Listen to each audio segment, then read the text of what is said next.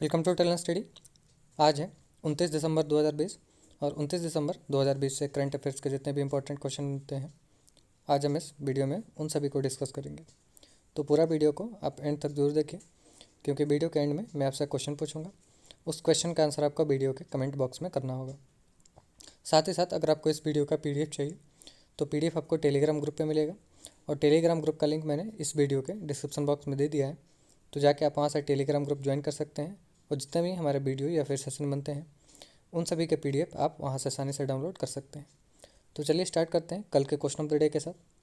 कल का क्वेश्चन था, which country will host global media and film summit 2021। Global media and film summit 2020, इसका आयोजन कौन सा देश करेगा? तो इस क्वेश्चन का राइट आंसर है ऑप्शन ए, अपना देश भारत। अच्छा, इससे एक चीज़ और रिलेट कीजिए, इंटरनेशनल फिल्म फेस्टिवल 51वां अंतर्राष्ट्रीय फिल्म महोत्सव, उसको होस्ट करेगा गोवा। पहले लॉकडाउन में ऐसा माना गया था, ऐसी घोषणा की गई थी कि इसको कैंसिल कर दिया गया है, तत्कालीन के लिए पोस्टपोन किया था। फिर उसके बाद ये सा न्यूज़ आया कि अगले साल होगा, लेकिन ये तय नहीं था कि कौन सा राज्य करेगा। तो अब यह तय हो गया है कि 51वां जो अंतर्राष्ट्रीय फिल्म महोत्सव होगा उसको गोवा होस्ट करेगा। चलते हैं आज के क्वेश्चन को शुरू करते हैं। सबसे पहला क्वेश्चन है, Tsokar lake has been recently added to Ramsar site, it is situated in. Tsokar lake, इसको हाल ही में रामसर साइट के में ऐड किया गया है। ये कहाँ पे सिचुएटेड है? तो ये है लद्दाख में। अब ये जो होगा सो लेक, टी यहाँ पे साइलेंट होगा, सोकर लेक है, ये लद्दाख का है। ये लद्दाख का दूसरा साइट होगा जिसको रामसर साइट में कन्वर्ट किया गया, उसमें ऐड किया गया है। रिसेंट में कुछ चर्चित जगह थे, साइट थे या फिर लेक, आप जो भी समझे, उनको रामसर कन्वेंशन के तहत रामसर साइट में जोड़ा गया है। जैसे कि लोनार झील है महाराष्ट्र का, और एक था काबरताल वेटलैंड था बिहार का, उसको भी रामसर कन्वेंशन के तहत रामसर साइट में ऐड किया गया है। एक था कीथा लेक, कहाँ का? तो आगरा का, उसको भी रामसर कन्वेंशन के तहत रामसर साइट में ऐड किया गया। अब बार बार जो हम ये टर्म रिपीट कर रहे हैं रामसर कन्वेंशन, ये कब साइन किया गया था और क्यों किया गया था? तो देखिए, जितने भी वेटलैंड होते हैं, आर्द्र भूमि आप हिंदी में कहते हैं, आप सभी इससे परिचित होंगे। लेक हो या फिर कोई भी कंजर्वेटिव लैंड हो या फिर कोई बंजर भूमि हो, उसको एक कन्वेंशन है, एक कॉड है, अंतर्राष्ट्रीय एक कॉड है। इसके तहत इनको इस ऑर्गेनाइजेशन अपने साइट में ऐड करती है, और ख़ास तरह का इन जगहों का, इन साइट का, इन लेक का रख रखाव किया जाता है।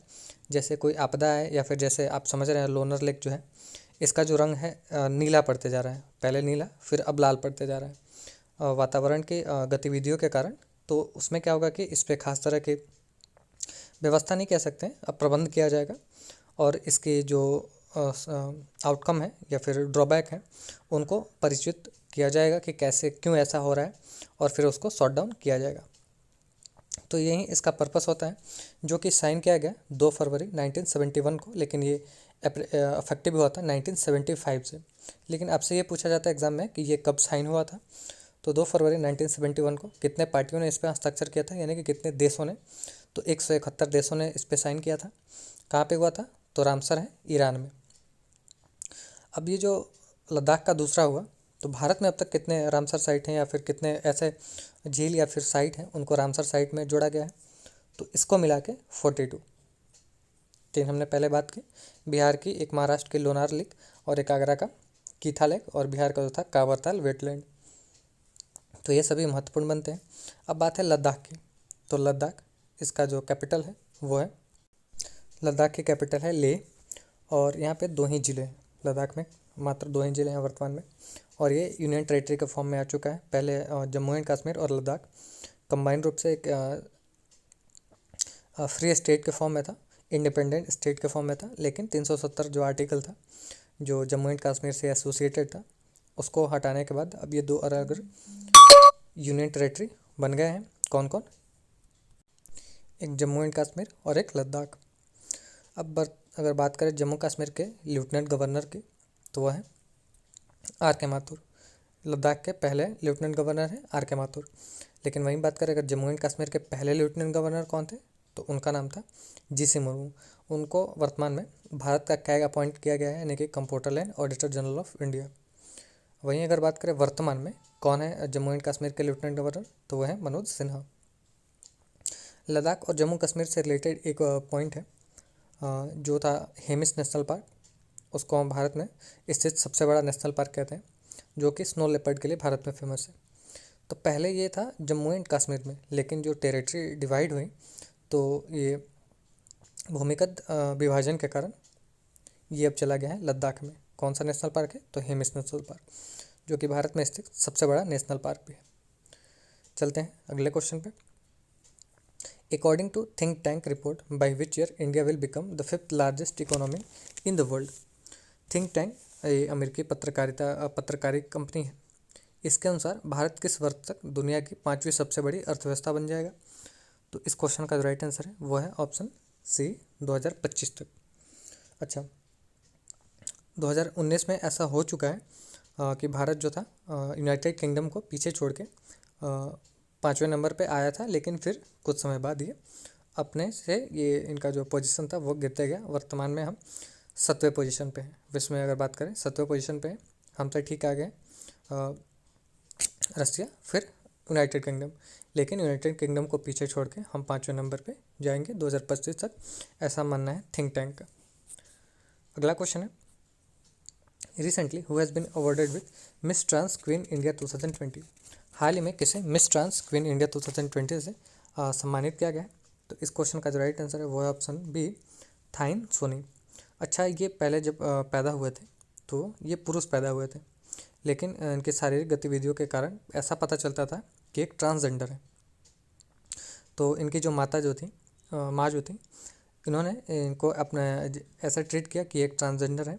तो इनका जो वातावरण था पालने का, वो आप समझ जाइए कि जैसे ट्रांसजेंडर को ट्रीट करते हैं वैसा ही था। तो फिर ये बाद में इनको जाके, लेकिन थे लड़के ही, लेकिन बाद में इन्होंने जाके अपना लिंग परिवर्तन कराया, अब ये वर्तमान में लड़की हैं। तो इन्हीं को सम्मानित किया गया है मिस ट्रांस क्वीन इंडिया 2020। भारत से हैं। कहाँ से बिलोंग करते हैं, तो ये गुवाहाटी से बिलोंग करते हैं। अगला क्वेश्चन है, recently which Indian wrestler has been granted for 40 days training camp in accordance with target Olympic podium scheme.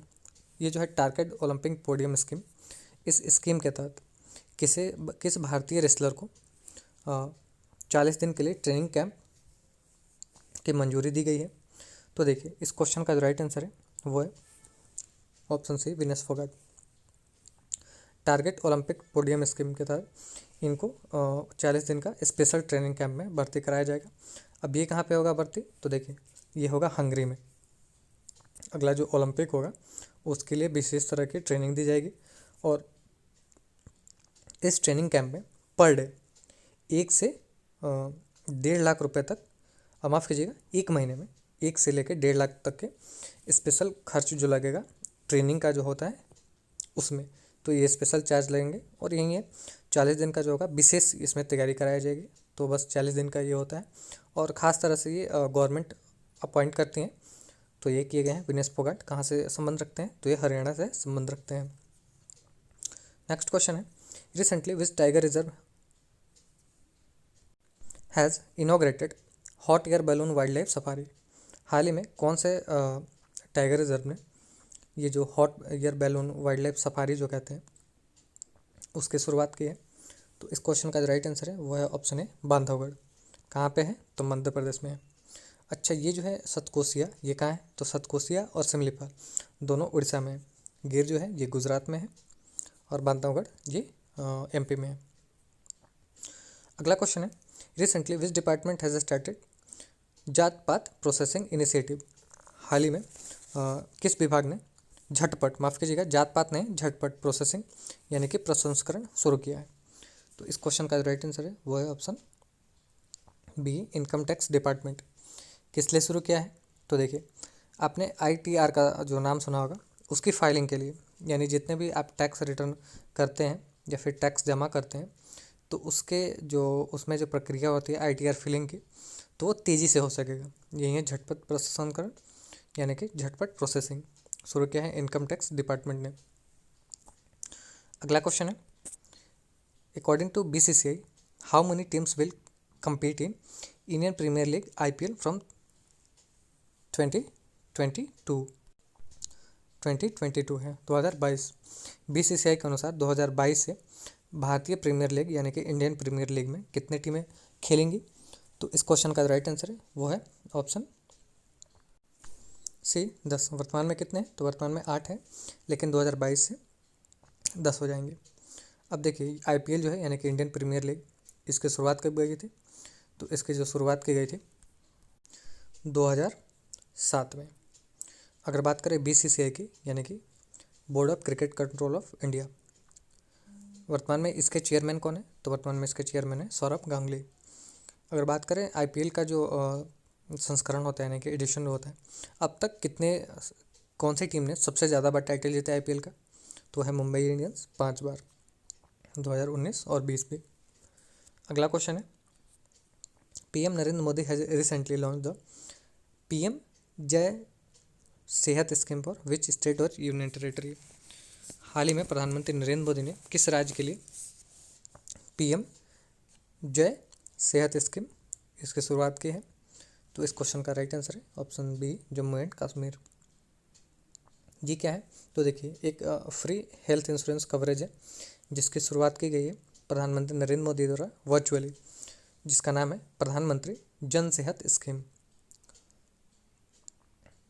अगला क्वेश्चन है the directorate general of training has partner with which company to launch digital learning and skilling initiative for the ITI student.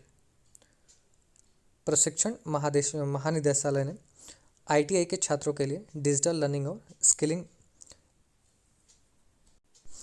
Initiative launch करने के लिए किस company के साथ समझौता किया है? तो इस क्वेश्चन का राइट आंसर है वो है माइक्रोसॉफ्ट। ऑप्शन में नहीं है, आप ठीक कर लीजिएगा, माइक्रोसॉफ्ट है ऑप्शन, आप कोई बना लीजिए, लेकिन इस क्वेश्चन का राइट आंसर है वो होगा माइक्रोसॉफ्ट। अब बात कर रहे थे माइक्रोसॉफ्ट के बारे में। इसकी स्थापना कब की गई थी? तो इसकी स्थापना की गई थी 4 अप्रैल 1975 को। किसने की थी? तो बिल गेट्स ने की थी। अगर बात करें वर्तमान में माइक्रोसॉफ्ट के CEO, तो उनका नाम है सत्या नाडेला। अच्छा, छात्रों की बात हो रही है, तो कुछ समय पहले महाराष्ट्र राज्य सरकार ने जितने भी ग्रामीण स्तर के बच्चे होते हैं यानी सरकारी स्कूलों के बच्चे होते हैं, उनकी स्कूल किट जो होता है, साथ ही साथ जो स्मार्ट बोर्ड होता है, उन सभी को उपलब्ध कराने के लिए गूगल के साथ समझौता किया था। और फिर हमने 2-3 दिन पहले डिस्कस किया था यूनेस्को ने यानी कि United nation educational and scientific and cultural organisation, उसने उड़ीसा राज्य सरकार के साथ समझौता किया है बच्चों की शिक्षा की गुणवत्ता को सुधारने के लिए। तो ये चीज़ आप रिलेट कर सकते हैं। नेक्स्ट क्वेश्चन है who has been appointed as the new chairman of selector for national men's cricket team. राष्ट्रीय पुरुष क्रिकेट टीम के लिए चयनकर्ता के अध्यक्ष के रूप में किसे नियुक्त किया गया? तो इस क्वेश्चन का राइट आंसर है ऑप्शन बी चेतन शर्मा। अब बात कर रहे हैं हम क्रिकेट की, तो ये भारतीय अंतर्राष्ट्रीय क्रिकेट टीम के सेलेक्टर होंगे, सेलेक्टर के चेयरमैन होंगे। जो कमेटी होती है और सेलेक्टर की जो टीम सेलेक्ट करते हैं, उनके चेयरमैन के रूप में अपॉइंट किया गया है चेतन शर्मा। अच्छा, जो एडवाइज़र हैं यानी कि हेड ऑफ एडवाइजरी ग्रुप, उनका नाम है मदन लाल। अगर चेयरमैन की बात करें तो उनका नाम है कपिल देव। अब देखिए हम क्रिकेट की बात हो रही है, तो रिसेंट के जितने इम्पोर्टेंट न्यूज़ बने हैं, कल का जो बात था, ICC ने प्लेयर ऑफ डिकेड यानी कि बैट्समैन ऑफ डिकेड आप कह सकते हैं, या फिर ICC player of the decade ये घोषित किया गया है ICC द्वारा यानी कि इंटरनेशनल क्रिकेट काउंसिल द्वारा। किसे घोषित किया गया है प्लेयर ऑफ द डिकेड? तो विराट कोहली। अगर वहीं बात करें कैप्टन ऑफ द डिकेड, तो MSD यानी कि महेंद्र सिंह धोनी।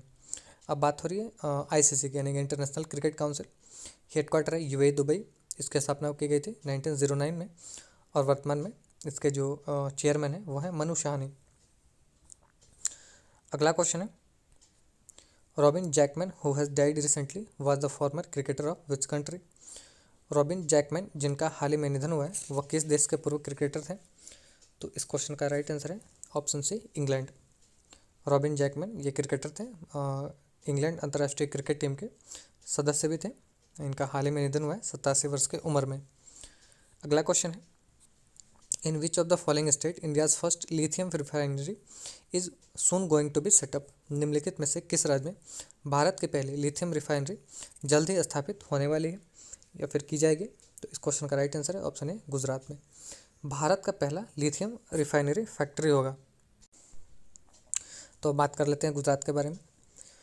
गुजरात जो इसकी कैपिटल है गांधीनगर, लेकिन एक कल्चरल भी कैपिटल पूछा जाता है एग्जाम में गुजरात का, तो है बड़ोदरा। मुख्यमंत्री हैं विजय रूपानी और गवर्नर हैं आचार्य देवव्रत। अच्छा, चीफ सेक्रेटरी जो गुजरात राज्य के हाल ही में अपॉइंट किए गए हैं उनका नाम है अनिल मुकिम। अच्छा, वर्ल्ड गुजराती डे मनाया जाता है, क्यों मनाया जाता है? गुजराती भाषा गुजराती कल्चर को प्रमोट करने के लिए और इसकी जो संस्कृति रही है उसको अवेयर कराने के लिए लोगों के बीच में मनाया जाता है वर्ल्ड गुजराती डे 24 अक्टूबर को। नेशनल पार्क की बात करें तो वह है Gir national park, black buck national park, marine national park और एक है वंसदा नेशनल पार्क। एक रन ऑफ कच्छ जो है ये लार्जेस्ट वाइल्ड लाइफ सेंचुरी है भारत का, रन ऑफ कच्छ, जो कि सिचुएटेड है गुजरात में। अगर स्मॉलेस्ट की बात करें, स्मॉलेस्ट वाइल्ड लाइफ सेंचुरी की, तो है बोर टाइगर रिजर्व, कहाँ पे है? तो महाराष्ट्र में। अब देखिए, एक फेस्टिवल है काइट फेस्टिवल जो मनाया जाता है लोहरी पर्व गुजरात में। भांगड़ा और गिद्धा दो महत्वपूर्ण डांस है यहाँ गुजरात से। अब माफ़ कीजिएगा, डांडिया है, गरबा और डांडिया। भांगड़ा और गिद्धा पंजाब का है, डांडिया और गरबा ये गुजरात से है। अच्छा, पहले की बात हो ही रही है तो भारत का पहला सिल्क प्रोसेसिंग प्लांट, इसको भी सिचुएट किया गया है हाल ही में गुजरात में।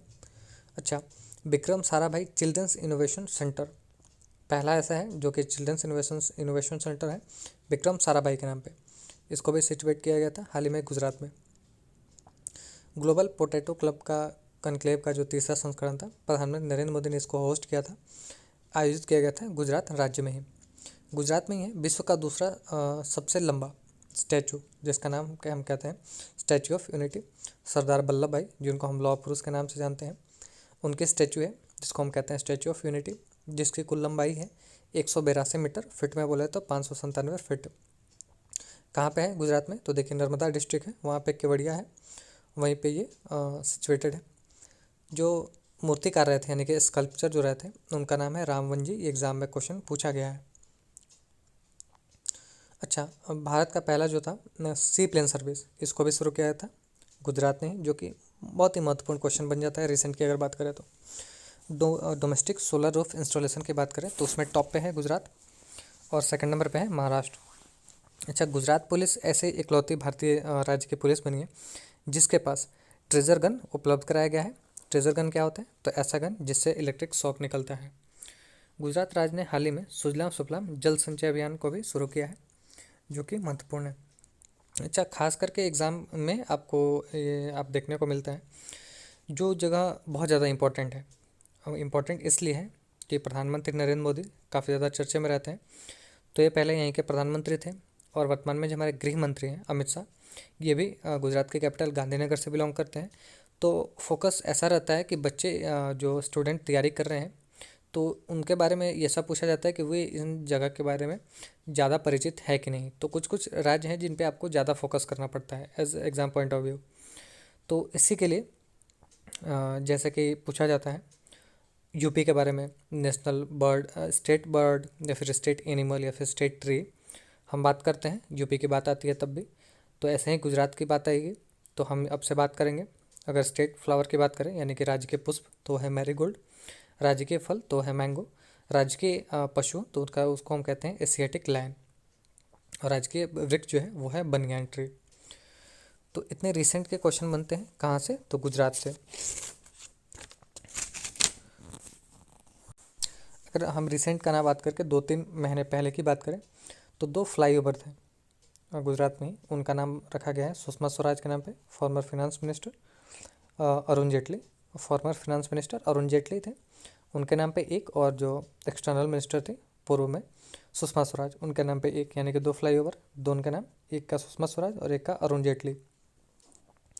अच्छा, नीति आयोग द्वारा जारी एक्सपोर्ट प्रिपेयर्डनेस इंडेक्स यानी कि एक्सपोर्ट रेडीनेस इंडेक्स आप कह सकते हैं, उस मामले में टॉप पे था गुजरात। अच्छा, अहमदाबाद जो रेलवे स्टेशन था, भारत का ऐसा रेलवे स्टेशन बना था इकलौता जिसने कोविड-19 का जो लॉकडाउन था उसके बाद लॉकडाउन का जो पहला ओपन जो हुआ तो उसमें बैगेज सैनिटाइजेशन मशीन सिचुएट करने वाला भारत का पहला रेलवे स्टेशन बना अहमदाबाद। ककरपुर एटॉमिक पावर प्लांट जो है इंडिया का फर्स्ट 700 मेगावाट यूनिट अचीव करने वाला पहला एटॉमिक पावर प्लांट बना था, जो कि महत्वपूर्ण है। और इंडिया का पहला हनी टेस्टिंग लैब, वो अभी हम बात करते हैं, जो कि आनंद गुजरात में खोला गया था। किसके द्वारा इनोग्रेट किया गया था? तो नरेंद्र सिंह तोमर है जो वर्तमान में हमारे कृषि मंत्री, उन्होंने ही इसके उद्घाटन किया था। तो इतने इंपॉर्टेंट क्वेश्चन बनते हैं पूर्व के जो करंट अफेयर के हैं या फिर रिसेंट के जितने गए, हमने सबको डिस्कस किया। अगर अगर आप इस वीडियो को देख रहे हैं, आपके अगर पॉइंट से कुछ चीज़ें छूटती हैं तो उनको आप कमेंट में ज़रूर बता दिए, ताकि हम उसको अपडेट कर लें। या फिर ऐसा अगर होता है कुछ चीज़ें गड़बड़ हैं या फिर और भी आपको कुछ पूछना है या फिर जानकारी लेना है, तो आप सीधा कमेंट कर सकते हैं। अगर वीडियो अच्छा लगता है तो लाइक ज़रूर कीजिए और इसको ज़्यादा से ज़्यादा लोगों के बीच में शेयर कीजिए, ताकि और भी बहुत सारे लोग हमारे चैनल से जुड़े और इस वीडियो को रोज़ देख के लाभ उठा पाएँ। Thanks for watching.